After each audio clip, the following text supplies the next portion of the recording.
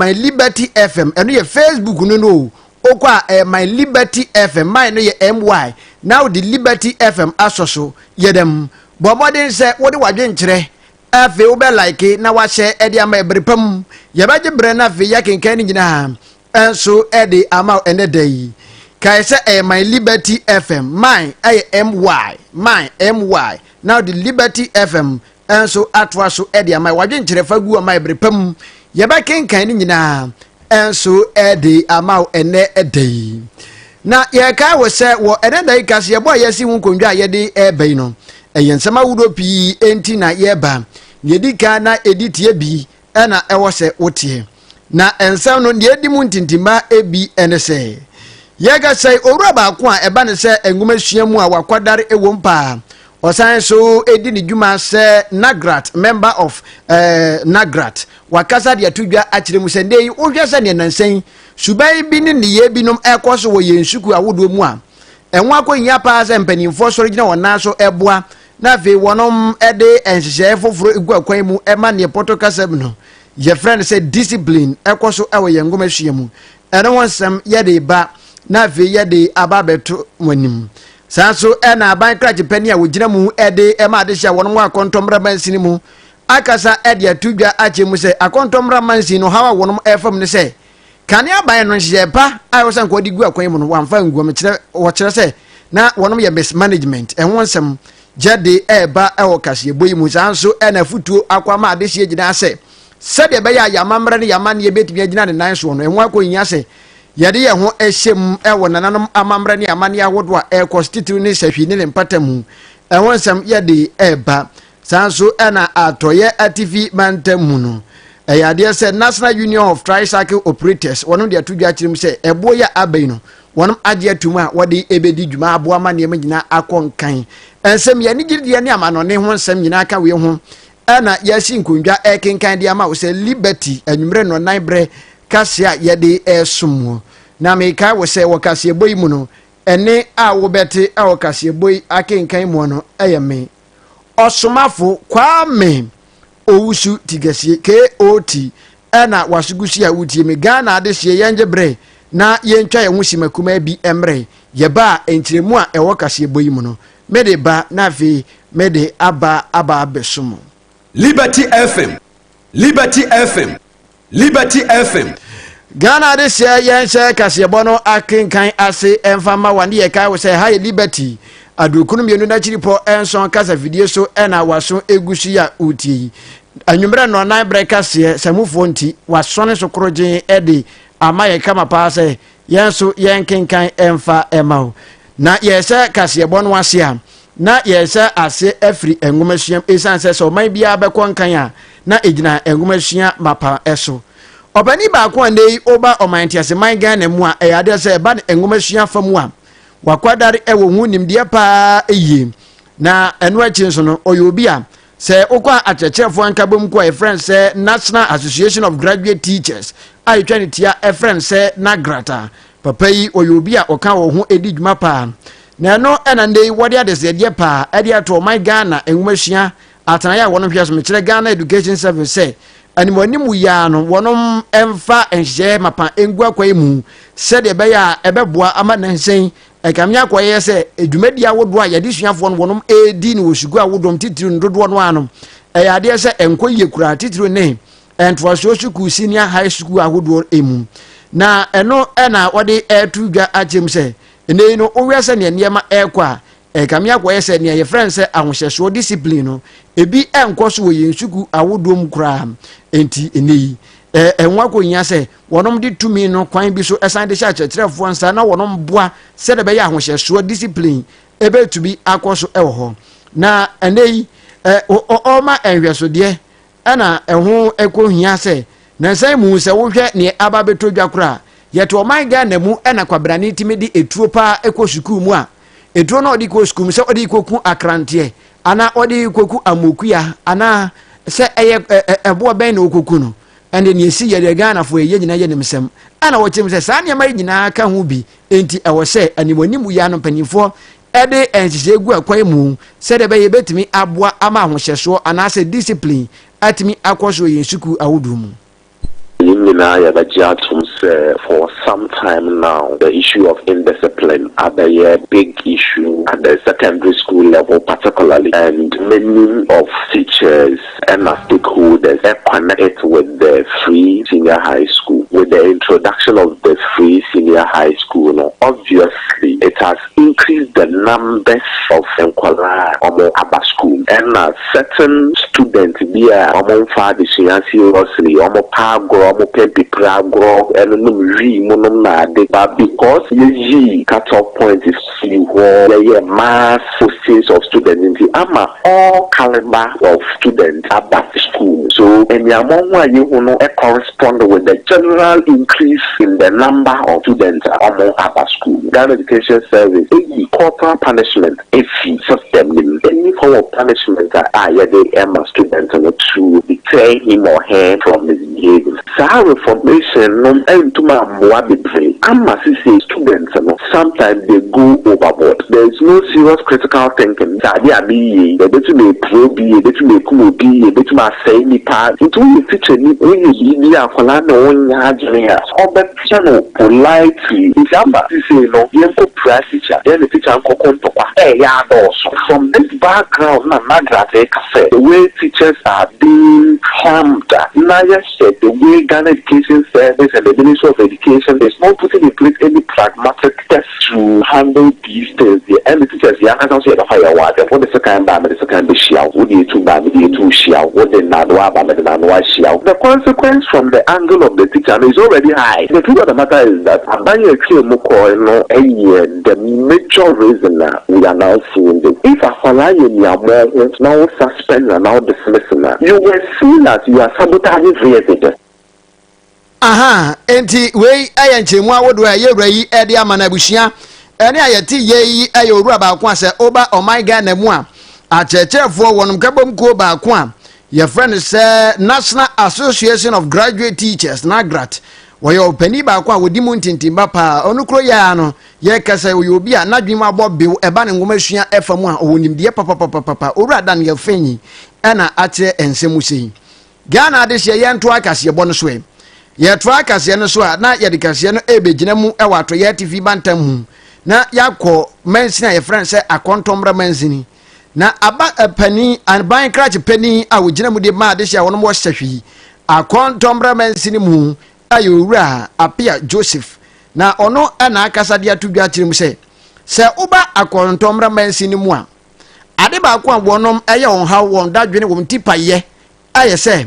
enchise pa kania ban dada no wamfa angu akwam o kire se wonom mismanagement na wodi nsemi atudwa wa brandra dei wodi nani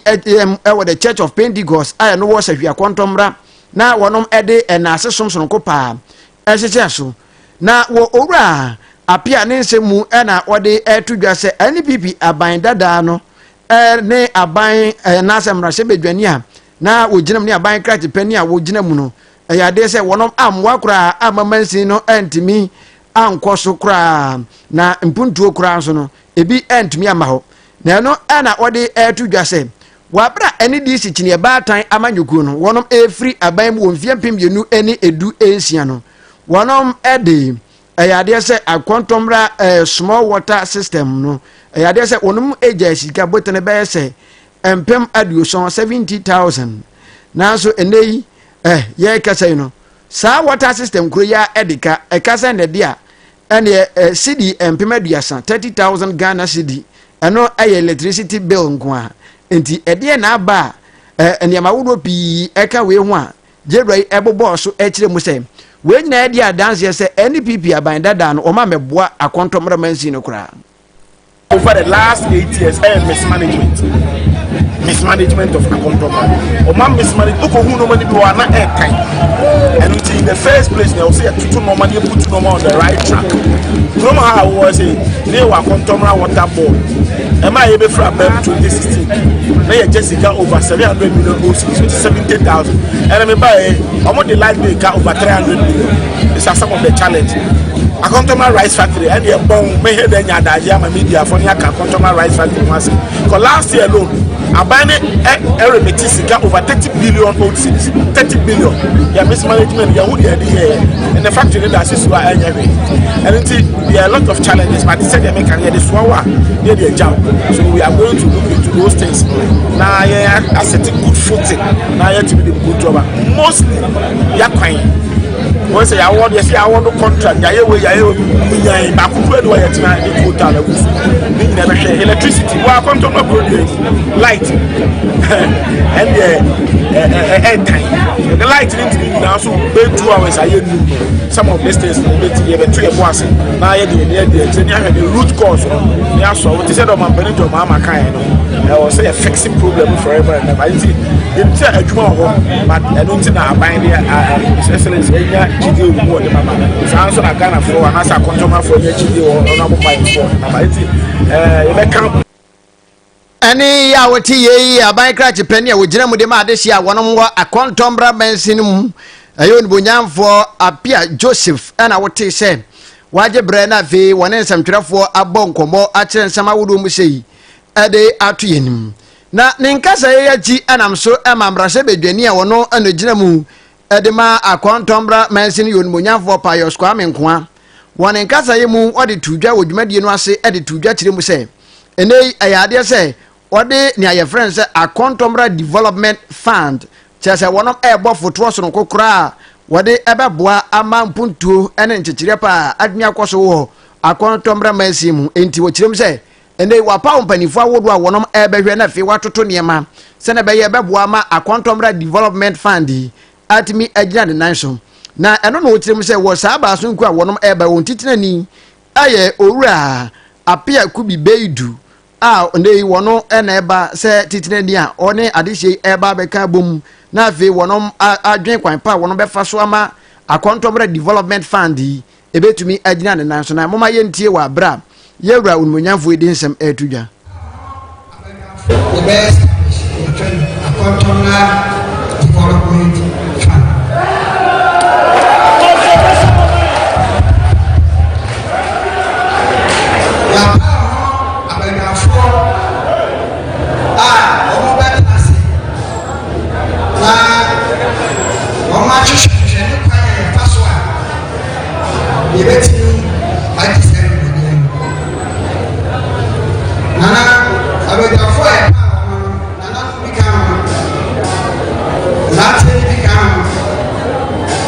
the chairman of the committee now you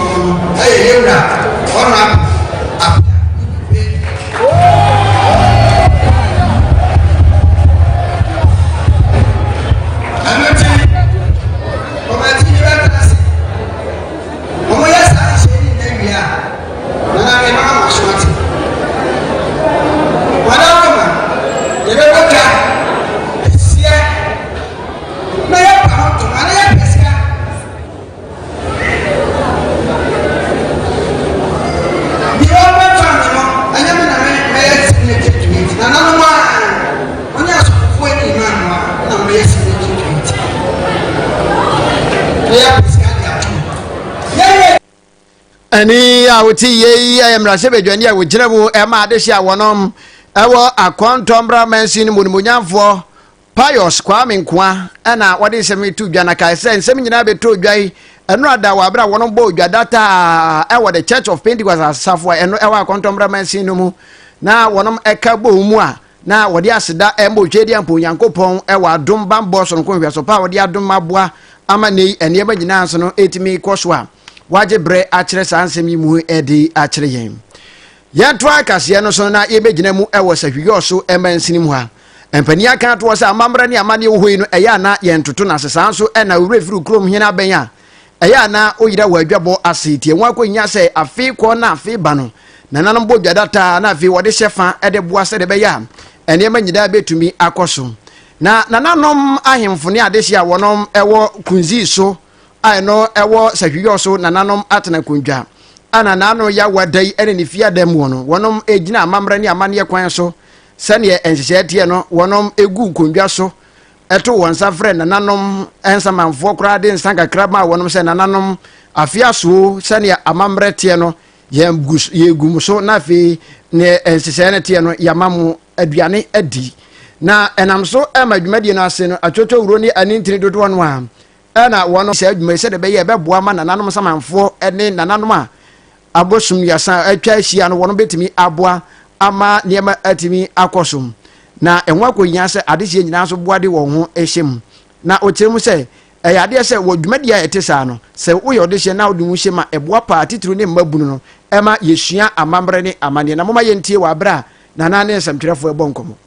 afi afasha yedie yepem kunchu awosawia ai kuzi so especially kamo ti yedie no se me nana mo so ye mo makuru aduane ohini bi asede katagenya pajan kunwa no dia we wia se obia ma ne nana mo aduane nti memre afi na memre aso a se me ma me nana mo aduane na me ne for organization e kabo se ene nra ana ebe sa afasha we no ayese nana mo ko ayo mani ye ko pe ohini bi se opem kunchu odo ewo kruso nsa we no ye be ya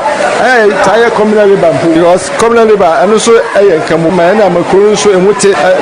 eno achi no wutimi organizing penifo na omo nyira de omo futu e de aba nti e bata obi asua ade efa sai no na amamre so sahwiye wa amamre na ya amamre no bebi sa we ye ni sa na wo se obi a wo a wo pese osua no wa ba na okugurufo so bedi akon a otoso embienu woni nsem no san de tudwa tire mu se ena wiase a ye wei no sane ye hu no empanifo kura bu bebi di ato wo se sepo no a ede snap ba ye no eno kro ya na de bible e ba ye kamia gwe se Ghana de sie dodo no apese enam Kristo som ene ngramosom ti se bio wonom to nananom amamra ne amane nyira tugu wonom bu nananom amamra se sabi eya abosom sam ene ne keka no chem se oh dabi ye kasa Kristo som kura ne nkramosom ba beto nananom amamre sa afi so na nananom ye bibisa oda de se de pa to ade sie nyina nim tituru se wonom a owo kuzi so ene ne patamu se womo dwa na onfa wo hyem se de be ye ebeboa amadwumade bi a wonom edi no okuro no so no atimi akonkan Yankopon ebo wiase no na sa yam so na mai na Yesu Kristo mai na ye nananum gunsa e amamre even Israel kra no se aho asana asofo ba ohini bia woni so ti we ye ya bosumsum ye amamre ya yese ye ti ya bosumsum kra ti mo bia amfa tunu se tabe ye kum ye bosumsam wa no o de be kan se kuzi so mai ye nyina amfa odo ne onuado amfa ntra kro no so na se ye program se ya se ko bia ba wotu fie na se wo se wi ye nanam ne mo ko ye ne bi afi no afidi no said ye nanam ne mo ko ye ne bi afi no afidi no said ye wura katache odi afi no se nyina ye nyina ba kache adofo ne kozi so fo nyina se afidi ye bomba ye fo ne kozi so fo nyina se afidi ye bomba ye se tam ne beso ya soso a se tam ne beso ya soso a obi anye na dwen se obaba nhie bi aye sa asam to a se nananum ne yeso wo nsum wo a wo yeso ya nsum empaniti said ye so ye no sa pepepe na awia enso ebeya busuan ne ayete yeyi ayo hene a ogina mu de ma adehye a wonom ewo kunzi so ayedo ewo sahwiyo so nananom atena kundwa ogudrufo so bedi akon a otosom bienu ene yete ne se yesu penpenpen a na nya na ho ode na aba na yese bebia oburu so no na ewo nya ne ye papa enti ne nana adikan aka no nana owa hene champon kire se ono so kakra owo ede eka ho eni Komano, ohene ne mpanifo ye somo enti se dwabo bi sei ana se dwumade kese bi sei ekoso a mo nso wasade se mode mo ani mo nyam mo nipadua ba beta na ne pa na nanom ne en kai na nanom because o kai na nanom a ya fishiada se de ye wo a afibia onya afie ba ko kan fie no saa nso na nanom so a ye na nanom om di kan ebe edo om moja ahoden epre kunzi so mai ene sahiman si ho no afibia se ye kai omo nje ya sede ohene na sede one ne mpanifo sede ze da bia ye be kai na nanom ne ye kai na nanom so a ya mamre ene amamuo nje wo ba na obehwe bia wo sua da che wo so bia na wo ye de se so akonwa to a enya fe na wo kopan yi bi ho akobisa amamuo ni amamre no abushere ayeti yeyi ayekwontwnyire a ogina mu ede makuzi so nananom atena kundwa nana owa ahina champon ena wode ne nsem atwa nana de so akyem se aboso ba ena ma japaye nti ene ho nsem ebi ene no Ghana de share yeguso eka we say ha aye liberty adokunu mienu na chiri po enson kasa fidie so ena waso egusi a uti anwumre no nan kasa yebo ena waso egusi a uti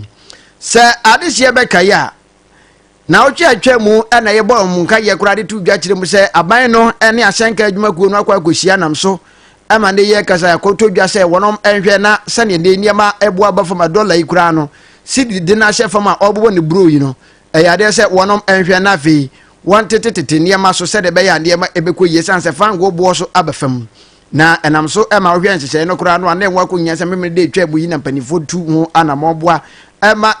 ahyentiade yi ne wonom etimi eteso na ohwe sane nhyehyɛ no te a enam so ema ndi semtwerefo ene opania ono ena sa oba atoya tv mantemu na afi wosan so kura ko gina mo bibiani anwea so be kwa mansin mu ono ene titina ni ede ema ene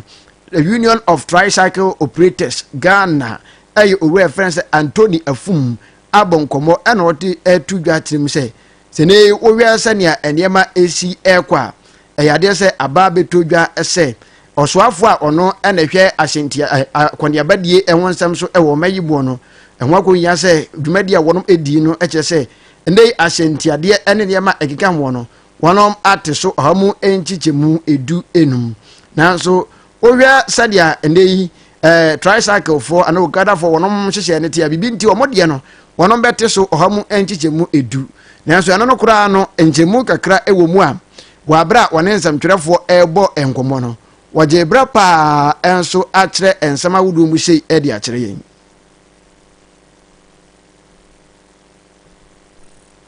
no krese ni oti en sa na ti ya toto no refe no ye de no na 10% na ye ni assembly for no kokosia ye no omo kan bibi kire ye se da bia ye no omo ana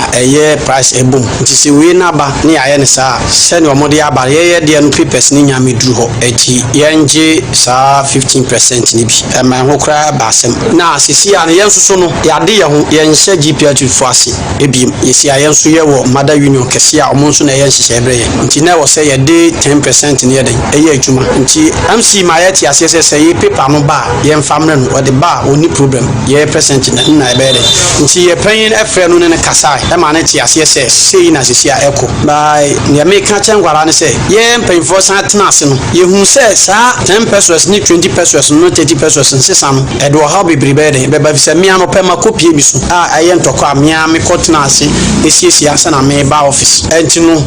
mesre Gaves no se ni omo aye no saa na yetuma aye nso be sen aden apagya no enti nipa no nya o man true cities na wonje obi wa kra o simo price ni so senti won ko de menchehwe wotua 250 pesos no enti so bi man true cities ba bia na ya hyeche no de obi be man bia no onye den omonje enti na yewra afum atwa ne sam so editu dwa kire mu sen kwasi da edie ni mu ukọ bibia ni anwea so be kwa mansin no mu a eyade se eye ekuo mekire Nutog eye asenkafo anase pragia na avidie tetafo no wonom ekui no wonom ene asenkafo yi ebedi ahia ni owners ni nyina ebedi ahia se na be ya sales awoga wonom ye ma owners ni sanse ene ye kasa yi no